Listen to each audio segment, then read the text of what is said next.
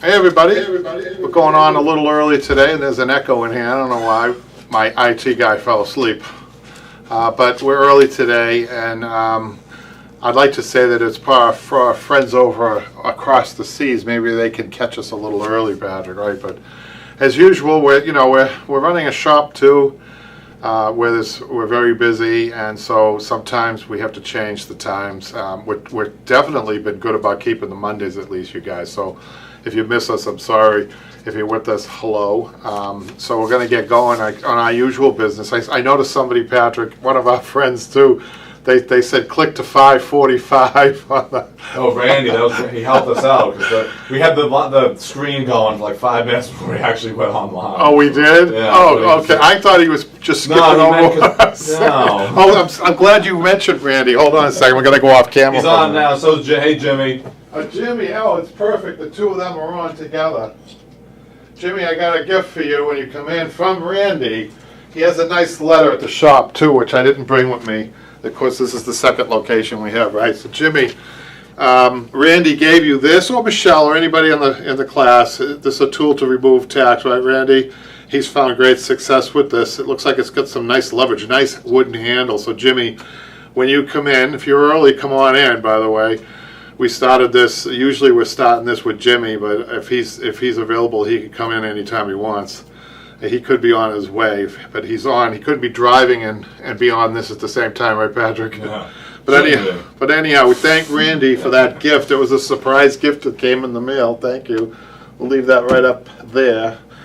So hi, Randy. So as usual, we're going to get to some business. YouTube's been very active. I think we recently posted a ply grip, how to apply ply grip and some tips on how to do ply grip. And I think even professional upholsterers responded with some of the tips that I was given. They were happy that they saw tips that they didn't even think about. So I'm glad to be of help to all levels out there.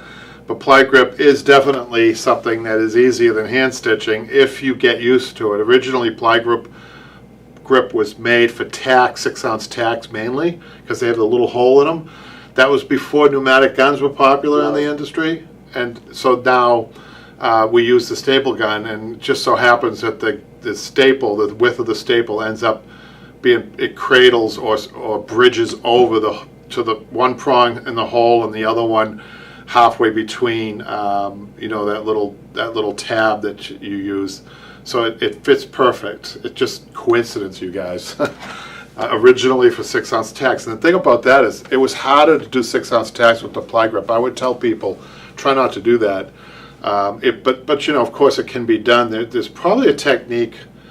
There is a technique to that too, and I probably would just explain it to you. If you're going to be doing 6-ounce tacks, I think you can only do one tack at a time. Whereas when we staple, sometimes what we can do is skip to like 4 or 5 of those tabs and then go back. Sometimes what I like to do is frame a chair first by skipping 4 or 5 with the staple gun, because the staple gun, the unique thing about the gun is it has a hammer within all of that pressure, all of that hammering is done within the tool. So you're not pushing or moving the ply grip when the hammer pushes the staple through. Whereas when you're using the 6-ounce tack, you're going to be hitting the ply grip. You could be hitting the prongs of the ply grip. So that's the challenge with the tacks on it. So the difference would be if you use a 6-ounce tacks, and I didn't mention this in the video, you'd be going every one you'd have to put the tack in, just to make sure that you don't. The main reason for that is you could end up with some buckling, and buckling is really hard to overcome on ply grip. Oftentimes you have to cut the ply grip and start over again, or cut it in the middle. Do you know what I mean? It's always better. Visuals are always better, you guys. And that's why we do the YouTube video, right? The visuals are always better. So I just wanted to mention, we've had a lot of people regular customers who are finding me because of YouTube, speaking of YouTube. So I think it's taken 10 years to really get it to where it is now. And to have people say to me, I saw you on YouTube, and these are regular customers. I think it could be too because the customers are getting younger, which is always a good thing in business, you guys. You always want a diverse customer base. You don't want to be catering to one age group. And businesses are always looking, how can we diversify our people, how can our customers. You don't necessarily want one age group. You want to try to resource all of the age groups. So it's a good thing for me when people come in and say they see me on YouTube. It means that this is worth it. Sometimes, honestly, it's such an effort here with the YouTube, with the editing, especially, not so much on the YouTube, but on the online classes. But even though, Patrick, you should know, we do there's a lot of editing, right, Michaela, that goes on with the YouTube classes, right? So it is a big effort. It's good to see it pay it off somewhere. And you know, we've met so many nice people too. We've got so many friends on YouTube, and we're happy about that. Thank you. And let's get to the YouTube now. I think I've said all what I need to say. The Facebook is going well. Thanks to Jimmy. Jimmy's on the ball there with welcoming people on board as an administrator. We always like to say thank you to Jimmy for that. And his class is coming out good. And if I have time, I'm going to measure this club chair. I think I might have already done it one time on the YouTube. I'm not sure on the live class, but it doesn't matter. I actually need to measure it again because I lost the measurements. So it's kill two birds with one stone, I guess. So let's get going with some of the comments on the ply grip. So we had Randy. I'll start with Randy because I know he's looking. He said, one of the best explanations of how to use ply grip that I have seen. I really appreciate that. Coming from Randy, as another upholsterer, I really appreciate that. I really do. Once again, lots of good tips. I do have one question and one comment. What size staples do you use to staple down the ply grip? It depends on, you know, if you have an old piece or thick fabric. Sometimes you have to go to the 1/2-inch staples, but I usually use the 3/8-inch staples. Work in most cases. But sometimes when you're getting to a pleat, Randy, like up at the top, and that requires a 1/2-inch staple right at the very end. And sometimes you've seen it. I think I saw it. I demonstrated in the video. I sometimes shoot 2 or 3 staples in the last one in order. You want to make sure it stays straight. If it bends, if it's crooked, it's going to reflect on on the fabric on the top. That has to be really consistent. I know I make things look easy, but you guys will get better in just do it and keep doing it, and you'll get better. You get the feel of it.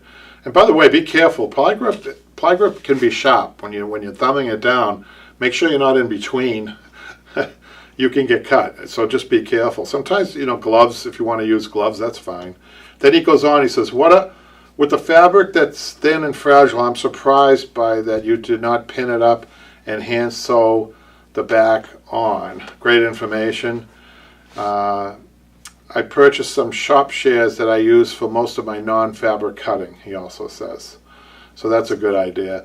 I can probably ply grip almost any fabric with those techniques that I showed you. And the key is ply grip, not the other one out there. I won't mention the brand name, but it's not pliable enough, that metal. So I can do almost anyone with those techniques. I will say though, velvet is probably one of the hardest ones to do because when you have to hammer it down after you're done, and that leaves marking on the velvet. Now, a way to overcome some of that is that tape that I showed you on that ply grip. You can put the tape on the entire ply grip. Hand stitching velvet presents problems too. A lot of times you'll see the pulls, which is, I tell customers, that's the endearing nature of hand stitching. You know, I give the example of have you ever been in a Lamborghini? And most people say no. I've actually been in a Lamborghini, not as the owner of one, but just as a guest. And I noticed that the stitching, you know, that nice Italian leather, the stitching, you know, there were 2 rows of stitching about 2 inches apart in most areas. And I went like this, you guys, up and down and close. It's like over here it's 2 inches, up here it's 2.5, down here it's 1.5 inches. I mean, it was really, really off. My eye picked it up right away. They actually do that on purpose to tell people, hey, this is hand stitched. And we have a question. By the way, this is question time, you guys, and comment time. So who's this from, Michaela? Silver Bell. Silverbell? Hi, Silverbell. This is somebody new maybe, because I've never heard that before. When using ply grip, is it always placed with a piping strip as well? Can one place without it? That is a really good question. So for beginners, I advise always do a 5/32 welt, because it does hides your flaws a little bit more. Meaning, what I was just mentioning, sometimes you're a little bit crooked. It's really hard in the beginning to get that straight when you're first starting out. The piping can distract away from small little inconsistencies like that. And you could take your hammer and kind of cheat a little bit with your hammer. That's what you could do after you're done. You see some inconsistencies with your piping. You kind of can hammer the piping one way or the other to make it look straight. Now, when you don't use piping, you really have to be good at the ply grip placement and really know what you're doing. Really, that's probably for somebody more experienced. But that is an excellent question, and I didn't get into that with that chair. I didn't even think about it. That's why we do these. That is an excellent question. So yeah, I just did one without any piping because it's a mid-century. So mid-century, you want to see a nice clean look. They don't want piping. So, and that was a thin fabric. So I was challenged to make sure, the magic of that is when somebody looks at it, they say, how did they ever do that? How do they get that so straight? That being a machine age, a lot of people call mid-century machine age too. That's another name for it. They want to see straight. They don't want to see endearing hand stitching and pull marks. They don't want to see that at all. People who own that furniture want it as clean as possible. So that is a good question. That's why I love these. It comes, these, and also the online classes. For you guys who are just watching, we have online classes at Upholstery on Broadway. You go on there and you link to the online classes to see what that's all about. That question that was just asked by, what was her name? His name? Silverbell. Silverbell was probably every time we have one online class, Jimmy will ask 2 or 3 of those questions, and I always say there's no stupid question. Ask it, but when I was learning, that wasn't like that. They told you one time that was it. If you had another, the questions were limited. When I was learning, I was it was a hardcore, hard school, whatever you want to call it. On the job training, they didn't take much. They were nice people, but they didn't take much in the way of follow-up questions and things like that. You had a different tack. But in the online classes, that's why you pay for them. That's why we do them, so that we can get as much information out there as possible to make your upholstering better. And there's another question or Yes. follow-up? Yeah, a follow-up by the same person. Okay. Can a piece of cloth be placed on the mallet to help any fabric damage?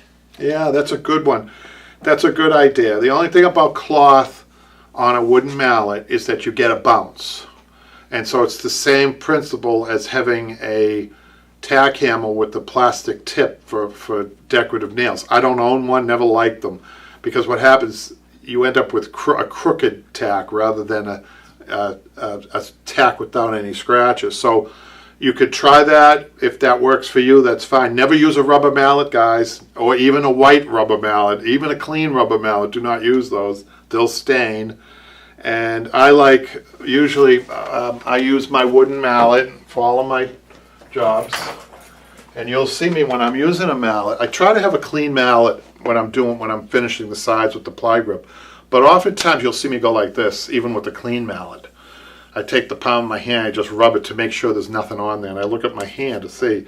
I don't trust my eyes a lot of times, because the worst thing is you got a beautiful velvet job, you go to tap it down and you see somebody had used a magic marker or something on the mallet, and that's really bad. Got another follow-up or question? Randy commented, I use leather over my mallet, backside out.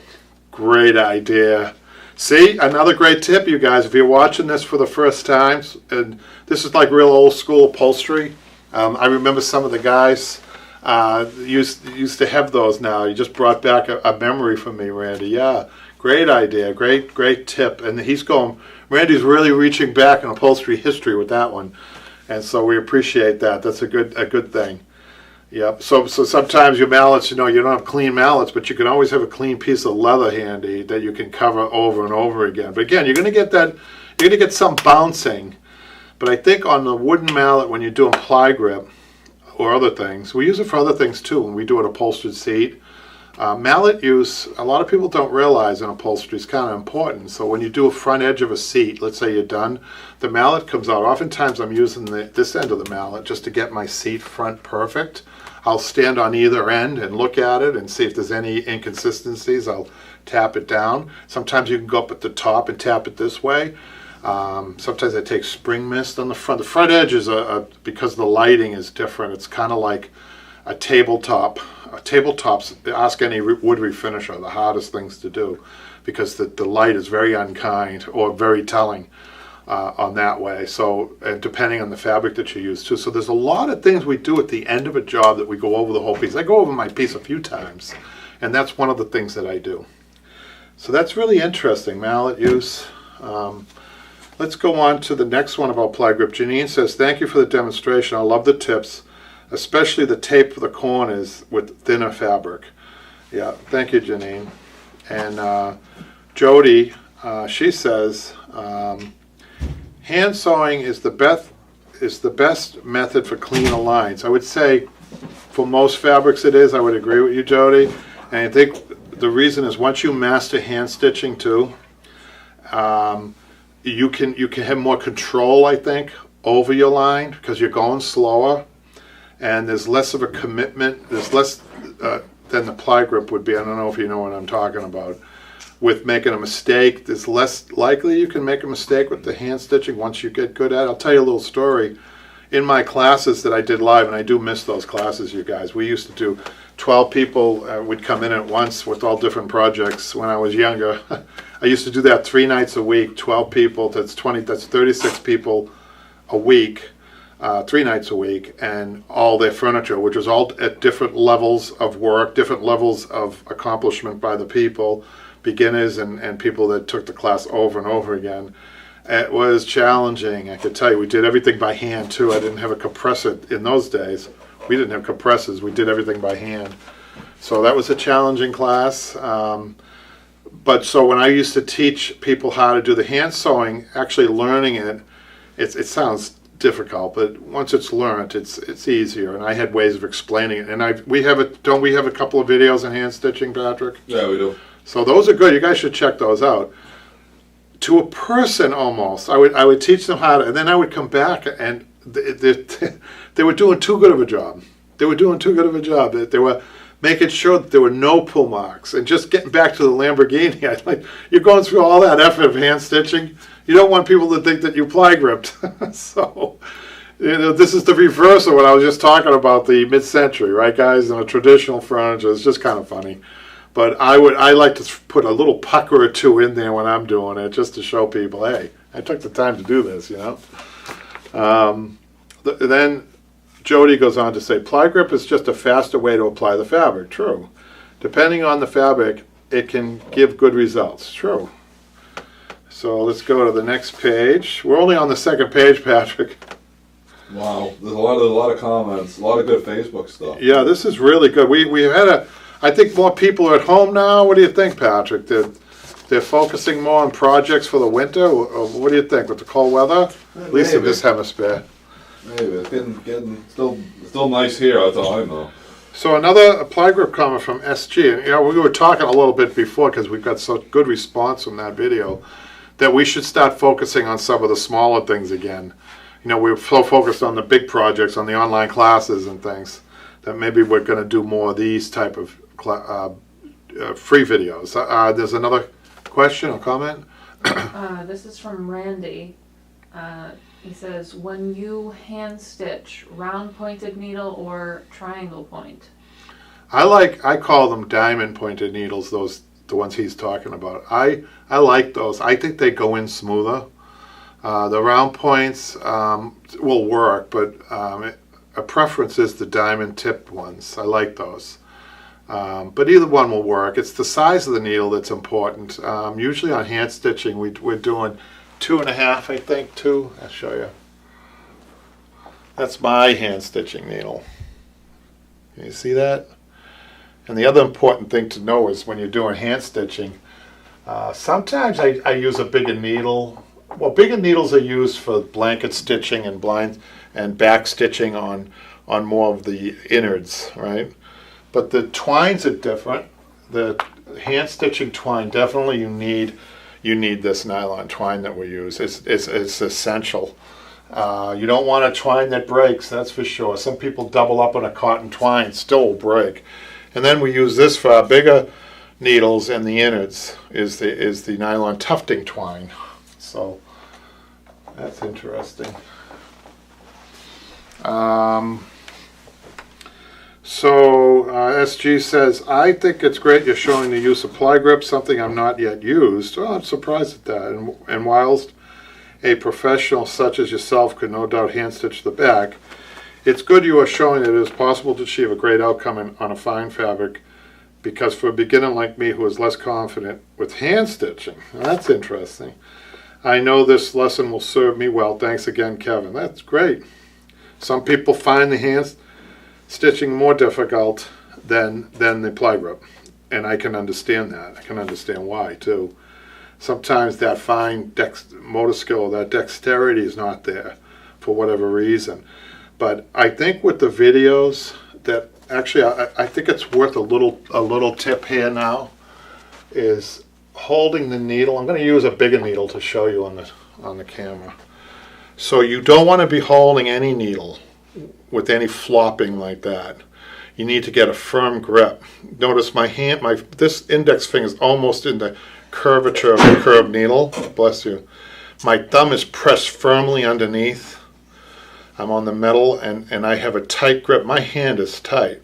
So what I'm doing here, this SG, I bet this is what you're doing. This is probably, if you've ever done this and you've had trouble, you probably know the distance behind each stitch, which we show you on the video. We may not have gone into this too much, but this has to be very firm, so as to you can line up, you can get a bed up when you're going into the welt of the fabric, twist, and then the important part, when you're holding a curved needle this tight, you have to go with the curve, man. You can't be, I know I've seen people go like this and try to force a curved needle through straight like they would a straight needle, but you have to kind of go with it. And then when it comes out, you can relax a little bit, but in your next stitch you re-grip it and go again, and then so on. So let's see, we got this is, I don't know if I want to read this. It's a little embarrassing. Aline, you know what I'm saying, Patrick, right? I think so. How to make double piping. Not only are you a great doing upholsterer, but as a teacher as well.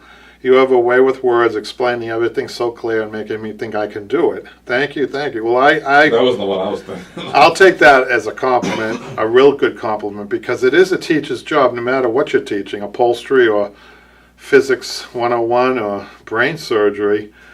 I think you have to be likable. I think that you have to present in a non-threatening way, no matter who they are. I don't care if they're young children or adults. I think that people respond to kindness better than they do a know-it-all. Sylvia wants to know, is the stitch a ladder stitch? What is it? Is the stitch a ladder stitch? I don't call them, she may call them that, but I call it a blind stitch. When you're stitching fabric outside, it's blind stitch. And then we have the blanket stitch. That's what she's referring to, I think, because that looks like a ladder.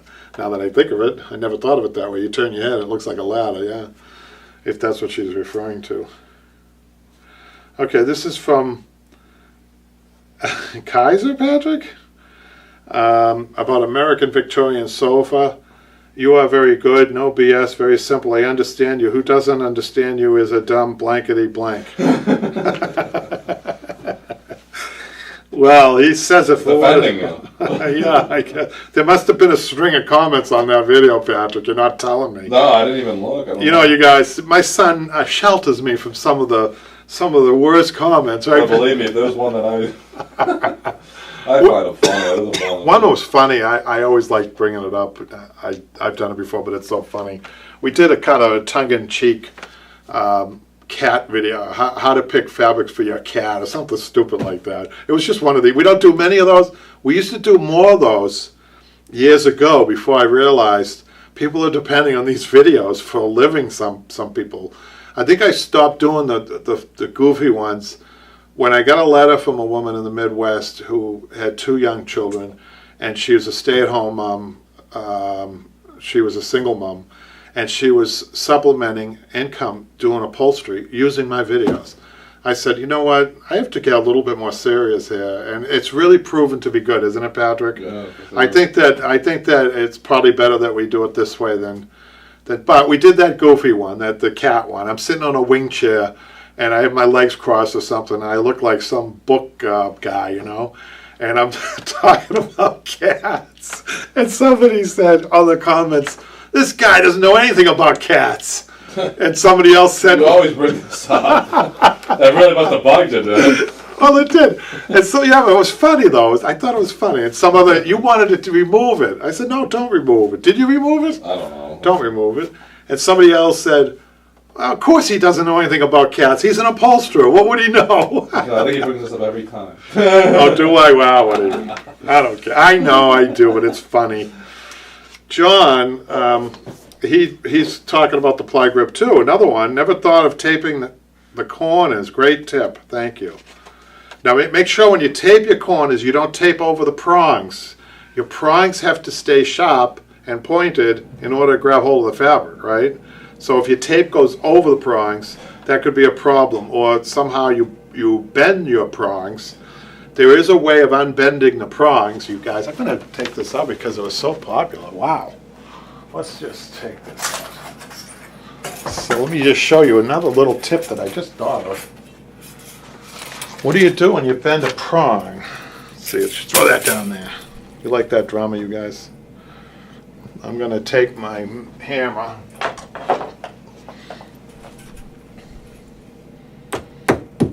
And I just hammer down that prong. I don't know if you guys can see that. Uh-oh, what do? Take your regulator and pop it back.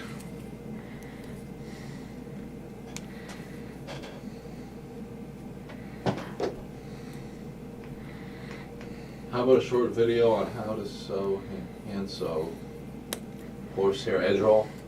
Pop it back, you guys. See that? With your regulator. Cool. If Randy wants a video of sewing, hand sew horsehair edge roll. That'd be kind of cool. By the way, yeah, maybe we can do that. By the way, an upholsterer's best friend is his regulator, by far. One of the most frequently used tools, right? And believe it or not, that the regulator is used more, not as a pointed instrument, but as you're using a regulator. You guys know, Randy knows. You're using your regulator more about an inch from the point doing things, which is interesting. So let's go back to the YouTube. Thank you, John, for that comment. I have a quiz for you guys, a problem that I was going to ask you guys to actually help me, which is a little switcheroony, to see if some people have design ideas on something. I have my own ideas about it, but I'm not sure if it's the best idea. I've got 2 ideas on it, but I was wondering, run it by you guys to see what you think. Another one for ply grip, and this person liked it so much they subscribed, Patrick. Yeah. Speaking of that, how many subscriptions do we have? Oh, 15,900. You were close, huh? Yeah. Come on, guys. I hope this is the. 100 more at the 16. We hope that this is the question and answer, live question and answer, which is a great effort that we do, and we love doing it, but it is an effort. We would like to see us hit that today, Patrick. Is that possible? I don't know. So please subscribe. If you guys are watching, you've never watched before, please subscribe. You know, I'm guilty of this too, you guys. I'm guilty of not subscribing to my channels too. And then all of a sudden I get it and I'll subscribe. It takes a while. Sometimes people have to be watching you for a while, Patrick. Yeah. Before they commit to that. Why? Because they get it in the email, right? Is that in the notification? I'm not sure if it goes to the email. Could if well, they set that up. But yeah. I think it's going to get harder and harder to get people to subscribe because I think people's email is filling up and they don't like that, right? It No. gets clutters, right? No, I don't have it set to that for any other channels. Just 'cause of Right. that reason. You don't do that for that reason? No, too many notifications. Well, how can we get that? How can we guarantee that there are no notifications if people subscribe? Maybe that's one of the problems, because it is the Pulse. Isn't that how you're rated? That bell, you press that bell, and then it won't email you. It shows up on my phone, like when we're about to go live, it'll say we're going live. Well, You what's have it wrong set with to that? Most people who that's fine. want to subscribe want to see the live show. No, you don't have to click the bell. Okay. Cal says on the same ply grip. Wow, that's, how many is that? 1, 2. How many is that, Patrick? 1, 2, 3, 4, 5, Maybe one. 7 so far. Cal says, I learned so much from your videos, but sometimes I can't see what you are doing because of your back or hand in the way. Cal, I'm not sure if you've ever tried to film something like this, but it's not easy. I would love to have invisible hands. Patrick, what about that, huh? If I had invisible hands, wouldn't that be great? Do they still hold stuff, or does everything goes right through them? I'd hope they hold stuff. But it's really hard. Patrick tries. We have tried so hard. In the beginning, we made mistakes for sure. But, you know, we've been doing this for 10 years, you guys. So we have gotten better at this. The angles, the camera angles. Patrick's got an overhead. He's got one camera on a tripod which he can angle anywhere, but he's really got a good grasp. And we moved to a studio pretty much for the YouTube and the online classes. You guys, come on now, we have really committed for you guys, and we get rewarded by some of the, you know, like Randy and Sylvia and Janine and all our old friends there. But we need more people. I love the participation in these live question and answer. More people would be great. More of a diverse. We've had a diverse crowd today, Patrick, asking some really good questions. That's good. Patrick wasn't always here, but in the beginning they were asking some good questions and still do. So keep it coming, you guys. The feedback, whether it be positive or negative. So I'm taking I'm listening, Patrick. You are too, right? Mm-hmm. How can you? He's always trying to figure out how we can do better. But you know, when we do our online classes, because those are paid, there's a lot of attention. More attention, I have to say, is paid to the online classes. Wouldn't you say, Patrick? In terms of camera angles. Because we know everything. people are paying for that. We need to make sure we're a little bit more careful with the framing and everything else, right? Yeah. And you know, let's face it, on the YouTube, you're kind of flying by the seat of your pants when you're doing these a lot of times. And then he goes on, I was wondering why the fabric you put on the back of the chair was not pressed first.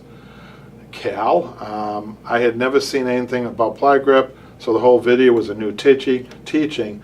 Thank you for your videos. I very rarely do I iron out fabric. It's very rare.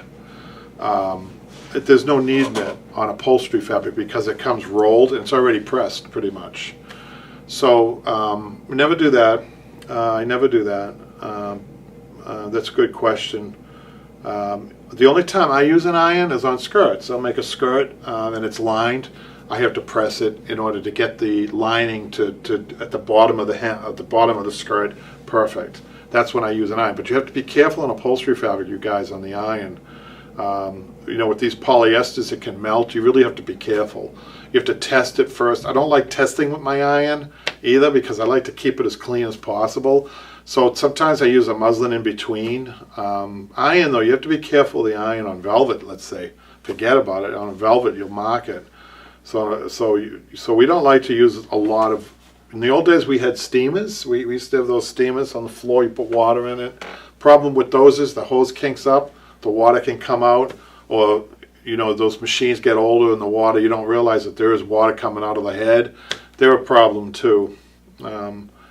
But fortunately, we don't have to do a lot of that. Janine says, oh, she commented on, or she replied, I think, to, well, let's just read it. She's in a reply to Cal, I think. When a fabric is correctly stretched in upholstery, all creases come out due to the tautness. Generally, the fabric isn't ironed first in upholstery. If there are any creases afterwards, you can use a steamer to remove them. She answered all the questions, Patrick. Wow. That I didn't even read her comment before I started blabbing. I should have just read Janine's comment, right? That's awesome. Allison, but it's good, Janine, isn't it good to know that you and I are on the same page? Isn't that good? Allison, she says about making double piping. Not sure about that first stitching row down the center and the back side of the fabric. I did that, but it did not bite into any of my cording, and therefore the cording was not attached at all. I suspect that that the reason that happened is because she's using a double piping. Let me just go off camera for a second, you guys, to get my double piping. Play the music, Patrick. Oh, what if I had some? Can you sing? Sing for the audience. Come on. Yeah, right. Come on, Patrick. Go Michaela. Sing My Way, Frank Sinatra. So there used to be a really good cotton double piping that was really well made, well stitched together. But the stuff that they have today, I'm not sure if that other piping is available, but I haven't really checked it. But look how loose the stitching is, you guys.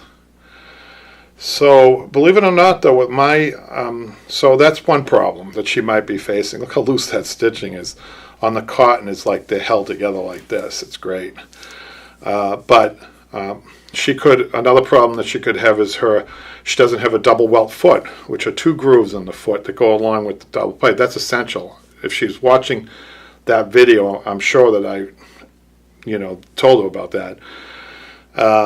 The other problem that she might have is she might have too much compression on her foot, and the needle, maybe that's having an effect on it. There could be her machine that's doing it, in other words. She could have a needle that's dull. There's a lot of troubleshooting involved if you guys in upholstery, in case you guys haven't noticed. I'm sure you have if you've been doing it. Troubleshooting is a big, huge thing in upholstery, so she could have many factors as to why that's not working, but in the video, it works perfect. So she needs to figure out why it isn't working on her end. I hope that helps. Allison, okay, I read that. Let's put that over here.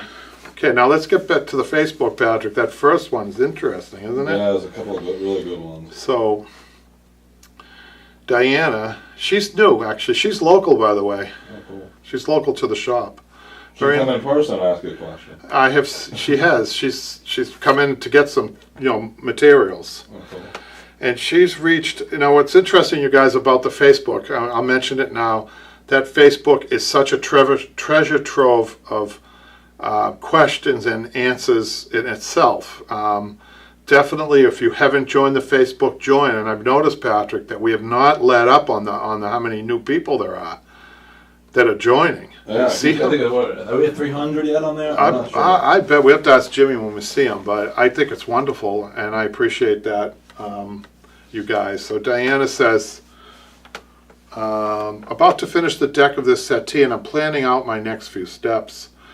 I was going to lay some burlap down and then shift focus to doing some wood repair on these flared arms. The thing is, I've been terrified of detacking this fabric because each time I strike my detacking tool, it risks breaking the frame further. So now I'm wondering if I could leave the wood and the bottom most fabric on and just lay fabric over it. There's no weird smells on the fabric, and if the, let's see, hold on a second. Finish reading. Oh, I got cut off there, Patrick. Do you have it up there? What got cut off? The dialogue, the writing. That's what. Well, I think I remember. Don't worry about it. So I would say to Diana, on a lot of times when you're doing museum quality pieces, you do leave fabric on for historic reasons. They want it left on. They ask you to leave the old fabric on. So it's not necessarily a big sin, right? So, and I have to say, sometimes this arm I'm very familiar with. This is a beautiful looking arm, but it presents problems like that.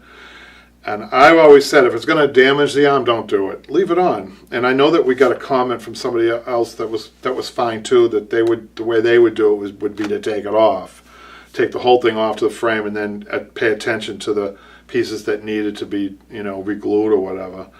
After you take the fabric off, sometimes you see things underneath it. I get that too. So it's your call, Diana, in the end. I wouldn't say it's sacrilegious leaving old fabric on when you're concerned about the form and the wood frame. So that's my answer. She's got a close-up there, which is kind of nice. You know, the other thing I like about sometimes, if you look closely, you guys, at this picture here, you could see little rust around the tag, and you know what that is. That's the upholsterer's saliva. So you'll be taking his saliva out of the chip. You take those tags. I kind of think that's a neat thing. You know, in the old days we used to spit tags. I guess today it wouldn't be good with everything that's going on today, but I used to think when I was taking things apart, I used to say, oh, look at this, the guy's DNA, his saliva's still here. He still lives on in this piece. So keeping it for that reason, I don't know if you're sentimental reasons you might want to keep it. I don't know. People are saying, oh, that's gross, Kevin. Right, Patrick? Especially now, like you said. I know. We don't spit tax anymore. This is a beautiful job, but I'm not sure if I'm looking at it. I want to start with the before. Does that have the before up or all the pictures, Patrick? Yeah, there's 3. I want to make sure I get well, the before is I couldn't get the pictures up here today, so I made sure I print them out. Oh, should I show this? Yeah, make sure you show Oh, well, that. I should have shown hers. Diana's, right? Yeah, did I give you one? Yeah. This is Diana's. And those 2 circles. That is a very dramatic curve of an arm. That's really hard to do. And hard to take apart. So if she wants to keep that, I have no problem with her keeping that fabric on. That's not a problem with me. That's hers. And then this is, I'm going to start with the before. Now, who is this, Patrick? I don't see a name on this one. This one. Well, no, did you see the other one? I sent you the whole post. No, that's I all. gave you the whole post. No. Well, let's just show the There it chairs. is. That's one. Oh, okay. Make sure you read that. So Susan says, my ebonized Regency circa 1800. Wow. Library chairs, finally done, exclamation point, wow. That took a good many months, but was well worth it, but not possible without Kevin's expert videos. Now, she doesn't say if she has, is she an online person, Patrick, or YouTube? Susan. Oh. He doesn't know. So I would be absolutely amazed, Susan, if you ended up You talking about a student? I think she might be a student. online. I'm asking if she's online. Yeah. Because if she did this from the YouTube videos, which we never expected people to get this So good that's on our really YouTube wow. videos, that's Wow. pretty impressive. Because that is not. It's SG. That's her initials. That makes Oh, that's sense. SG. Yeah. That's, Oh, I all knew it right. sounded familiar. All right, SG. It's She's the problem mixed- with usernames. You know, She's mixing us up. My username isn't my name, so. That's another one. And then this is I love this one. Look how smart she is. She paid attention. You see the stitching on the back of that, you guys, and the horsehair? She's got horizontal stitching, not vertical stitching, right? You know why, right, Patrick? Well, yeah, that's really. You know why the stitches are horizontal and not vertical? Oh. So, you know, so that the horsehair doesn't fall. If it's vertical, it doesn't do any good. Wow. Isn't she smart? She pays attention. Really packed pays in there, attention, huh? yeah. Look at the seat. Look at the seat in the muslin. Yeah. What I want you to do now, what I don't see, SG, and next time you're going to do it, right?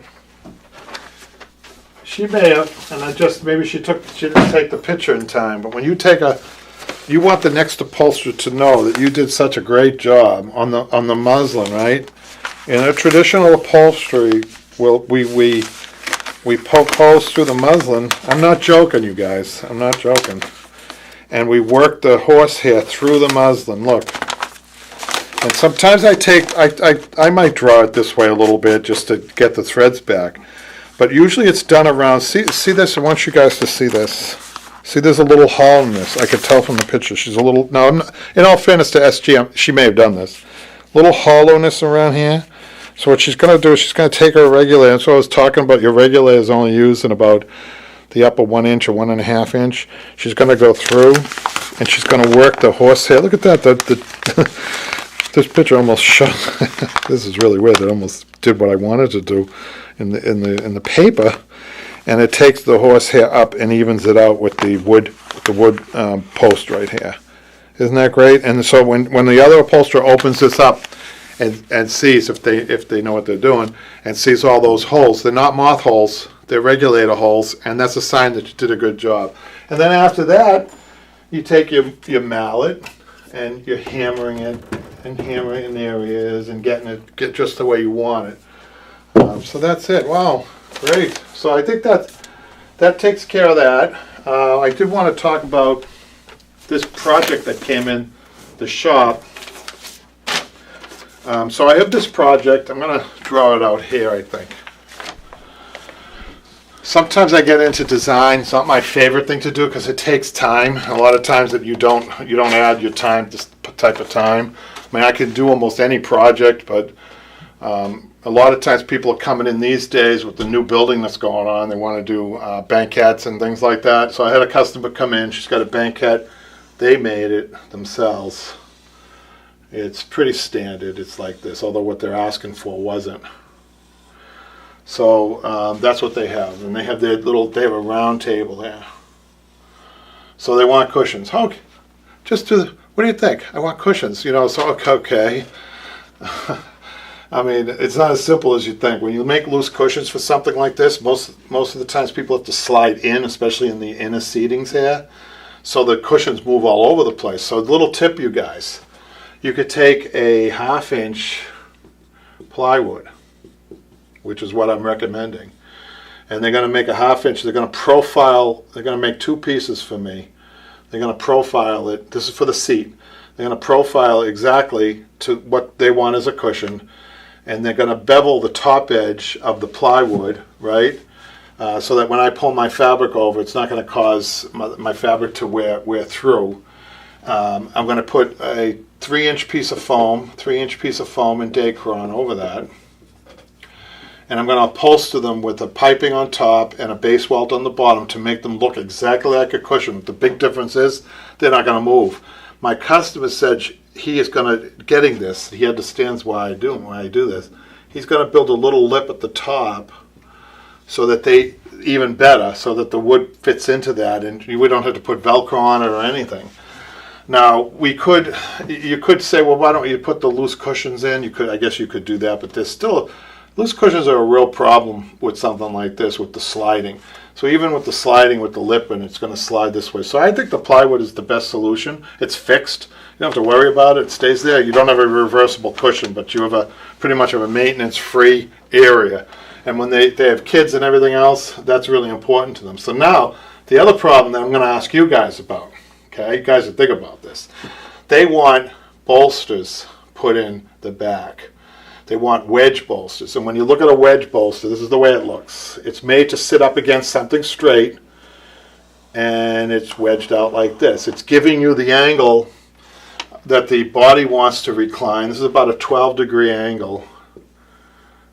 12 degree to 15 degree angle on this, okay, on the front of the wedge. This is usually 12 inches. I'm sorry, this is 12. This is 8, and this is 4. Okay, usually that's pretty standard. My problem is this comes to a point here. So how do I get my wedge bolsters to look? I haven't thought this out completely, but I think one's going to look very funny looking to go into the other one. I think that's probably what I'm thinking about. But I also had the idea that why couldn't we build another little pillow, a little like a cube of some sort. It would be not cube shaped completely, but another cushion in the middle there so my bolsters come this way and this way. Do you see what I'm trying to do? If I go to the wall, I have to angle one of those bolsters in another angle, which I'm not sure is going to look great. So that's my dilemma. You guys don't have to answer me on this question and answer. Maybe you can comment on this question and answer, and then maybe next week we can address it. But that's kind of a dilemma that I have. What do I do with my corners on a wedge bolster? These are straight up walls. So that's your homework. If you want to comment now, you can. I'm going to move on to something else. Do you want to catch up on some jobs there, Michaela?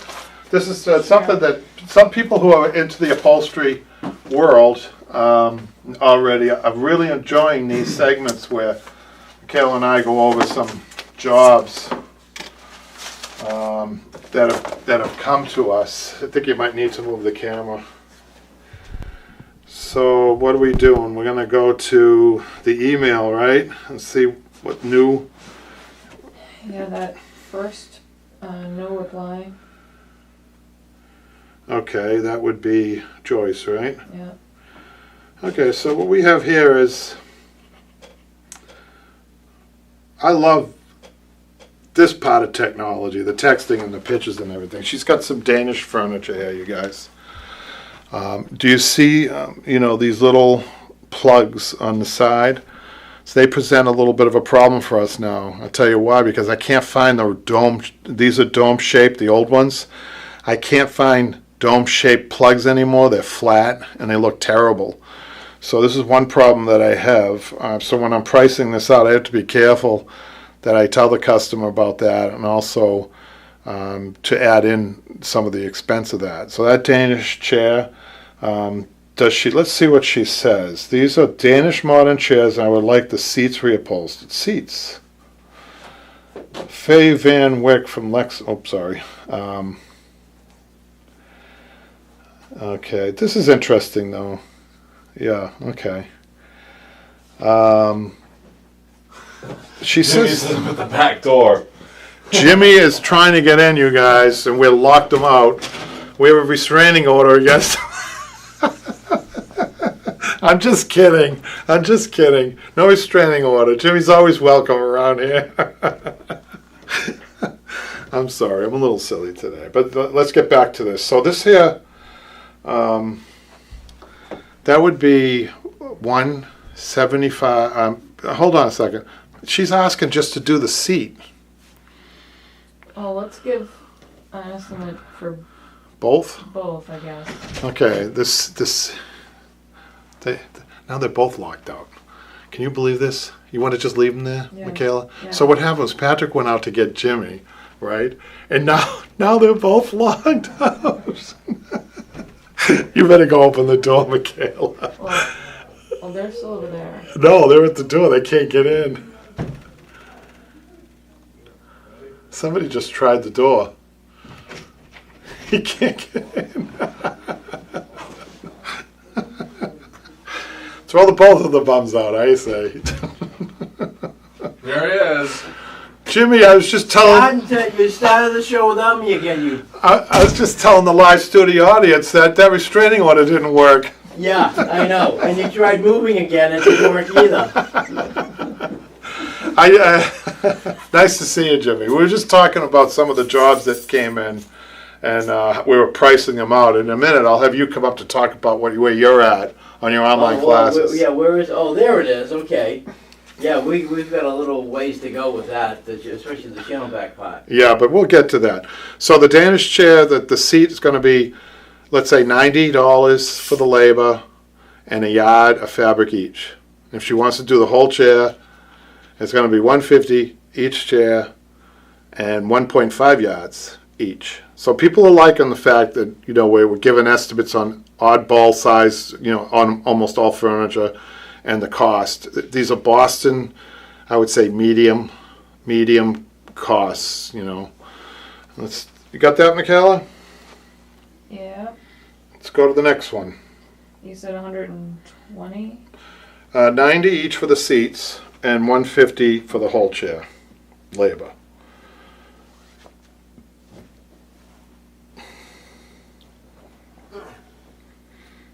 Next one is that sofa. Oh, look at this. Is this the sofa you were talking about?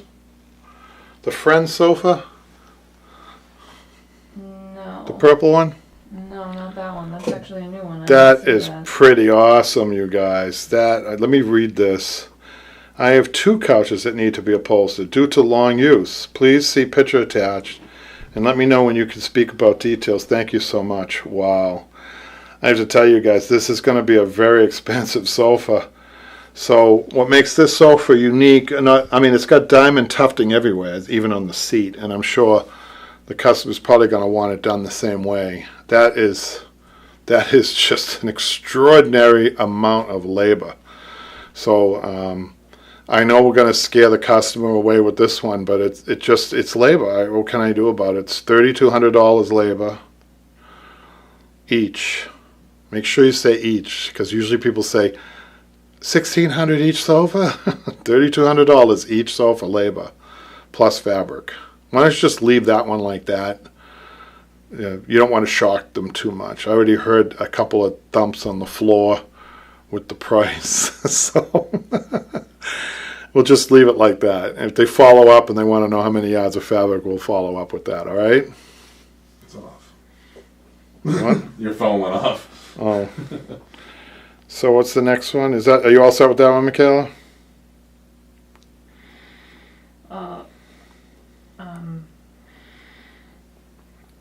How many yards of fabric would that use? For people, yeah, for the people at home. If you want to answer that, that's fine. But when you're estimating yardage on tufting, you have to imagine that you need 1.5 or 2 yards or 2 times more than you think you do on tufting. You know, the tufting takes up a lot of area on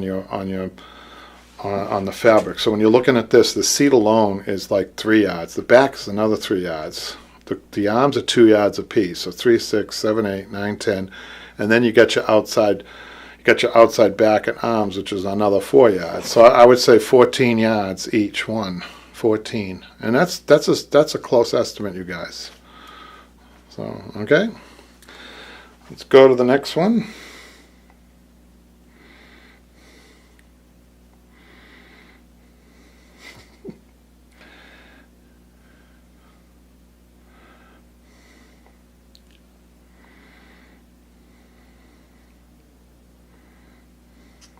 Haley, I think is the next one. Haley. Yeah, okay. You need to redo both couches, so a couch and a love seat. So, you guys, I know that this is just, I'm doing this as a courtesy, this estimate, because when I see faux leather like this, is faux leather, it's not real leather, couldn't be. If it is real leather, it's not a good leather.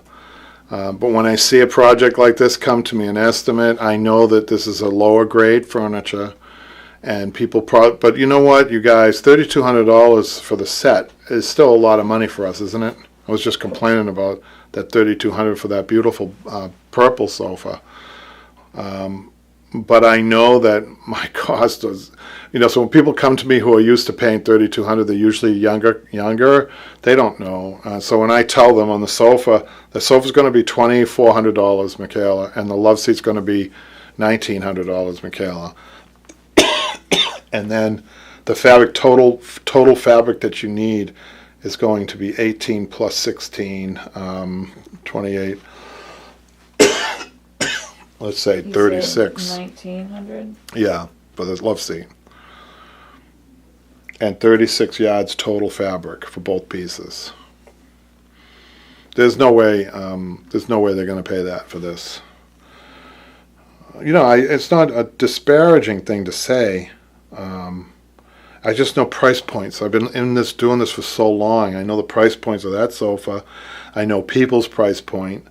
I know that even if they have money, they might not want to spend that much money for a reupholstery. And they would probably honestly go out and buy another piece of furniture that, I know it doesn't make sense, but their living situation has a lot to do with it too. I mean, we live in a very transient or on-the-go society, right? So a lot of times people say, well, we're not going to be here forever. If it lasts me 4 years or 5 years, I'll be happy. They're not going to take it with them. That's a lot, believe it or not, that's a lot that goes into the process of new furniture these days. Whereas 40 years ago, we were a little bit more rooted as a society, so people would think the long term. So all these things are factors when you're giving prices and how much time you're going to spend on giving prices too. You have to do this fast. I can't waste too much time doing this. I mean, this is just really, I consider this a courtesy. That's it. All this time we're going to spend on the estimating. Excuse me for a second.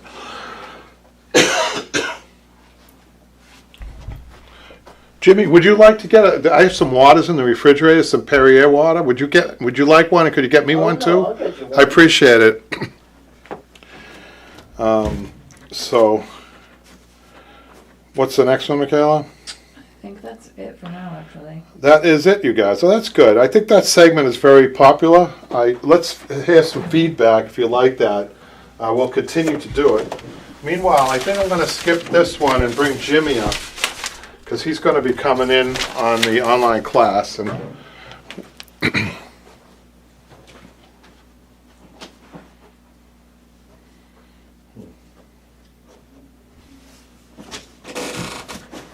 thanks, Jim. You didn't want one? No. Thank you. No.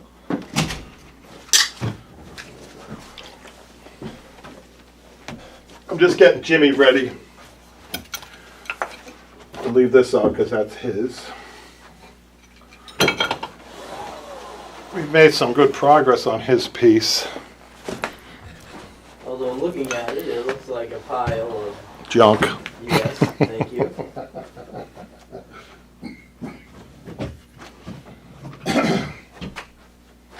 Beep, beep, There's, beep, I think I'm beep, giving that away to someone. beep. Somebody said that.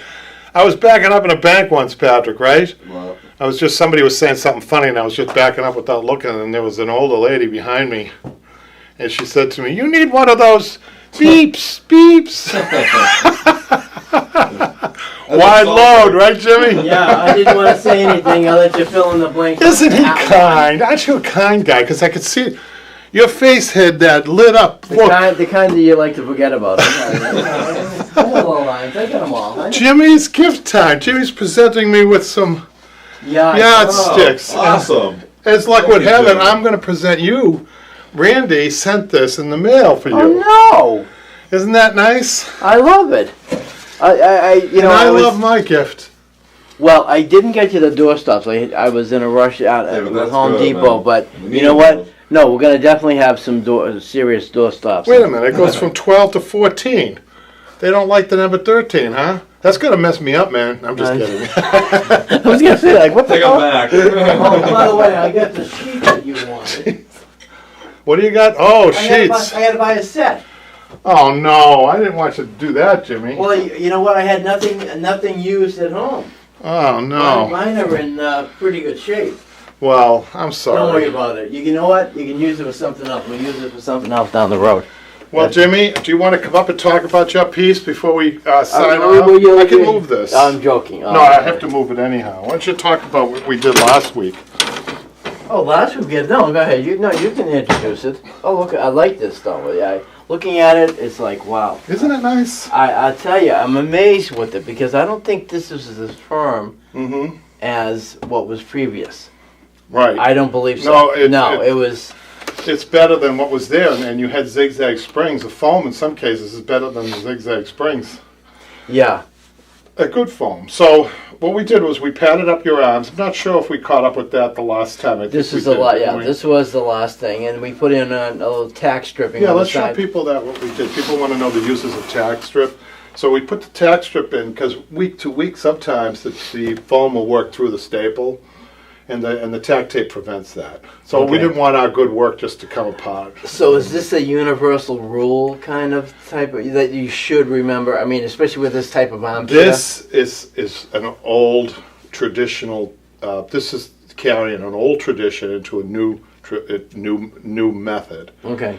And this was shown to me by the old timers that I worked with. Had all these little tips like this. Okay. You know, I would have never thought of myself putting a cardboard tack tape over foam. But you have to be careful where you put it. You don't want to put it like underneath. You wouldn't put it underneath. No, because then Put it it. right there. It Well, would get yeah, in the because way. they think, well, because you want to hold the shape of Right. the arm. Right, exactly, Okay. Jimmy. So Jimmy, last week, you could talk a little bit about what we did. How did you feel about Jimmy cut the channels? Do you want to get that? Oh, yeah. Where are those? Right there.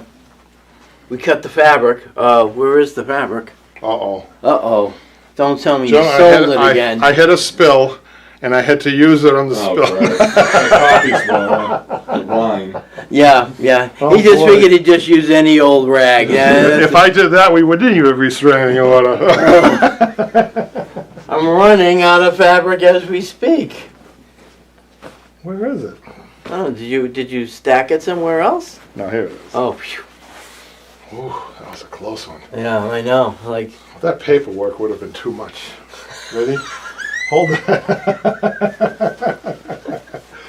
So, Jim, you know, this looks simple, doesn't it? It looks easy. Doesn't it? Well, you know what? A chair on the back chair, I think, is completely different from anything else. That's Oh, yeah. completely, Yeah. no matter what. Yeah. Whether you know, simple wingback or even an ottoman or whatever, simple chair like we just had up here a little while ago. I think this is too hard to explain, but people will have to get the online class to see how to do this. Well, What do you think? You're talking about because you did the tack stripping thing there. I didn't see all the video. I was working when I was Right. started to watch it. Right. But this is one of the things, like you say. Yeah. Oh, show someone how to do a channel back Mhm. and get an idea of Mhm. what. I mean, and I think that's a class within itself. I mean, Yeah, you did a really good job. I mean, this is something that it looks easy, but it really I had isn't. somebody who knew what they were Yeah. doing. Thank you very much. So what we're going to do today, I hope this doesn't make you depressed, is we're going to Again? I come here happy and I leave depressed. What's the story? We're going to have to do the same thing on the muslin. Okay, that's why I had you bring in the sheets. We're going to use Okay. the sheets for that. And the only difference is it's going to be, it's the same height this way, but it's going to be an inch thinner. Okay, and you'll see why. So I can't wait to do that, Jimmy. Do you have any other questions or comments about how? I have a lot of comments, but Yeah, well, let's No, put I'm this joking up. Let's about- put this up to the chair, and just to try to give you and I a kind of a sense of what we're gonna look at. See how they angle down nicely, and okay. see that. Well, you know what? I remember doing. I told you years ago when we actually we were ongoing with the classes. Mhm. I did a channel back chair for my sister, and it was a simple pattern. It wasn't like anything like Right, this. The right. pattern was much smaller, Right. a lot cleaner, Right. and obviously I think the approach was a little bit different. Yeah. Might have been different. Yeah. Yeah. So I forgot that you did one other one. yeah, it's been. That's why I wanted to bring them one. I think it's great that you have a variety. So the thing about upholstery, some of the more unusual items like a channel back or a tufted pieces, and there's other examples like ruffle skirts and things like that. You don't see often to get really good at. That's why you really have to extend a career in order, you know, like womb chair. I'm seeing more womb chairs. I feel like I'm in a I maternity. saw ward. one. I went like, oh my god. I had, you know, I didn't see somebody else had put up a womb chair too, and Yeah. I thought, oh, okay, well, because it's available, I said I'll remember and maybe watch it, but I don't know even. I want to see it to see how it's done. Yeah, those are a little tough. But I guess the point I'm trying to make is that you get good at doing repetitive things. So some of the rarer items, people are a little bit lost. That's why the online classes are great, because you got to see it and always have it and replay it. People don't understand. You have that perpetually, Patrick. If you Yeah. buy them, You could do whatever you want with it. You can have it. Yeah. You know, you So- have it forever. So. so don't forget. So let's get going. Let's say goodbye here, Jimmy. I'll let you close this out because you got cheated out of the whole 3/4 segment. Oh yeah. I didn't get lunch. You didn't buy me lunch. You didn't even let me know that you had taken out your producer and your producers on the show. So yes, everyone have a good week. And Kevin, we'll see you here probably alone next week. Say By hi the to way. John Keefe over in Ireland. Yes, John. Thank you so much. Thank you. Have a good week. Thanks, guys. Bye. See, Yeah, the this reason is-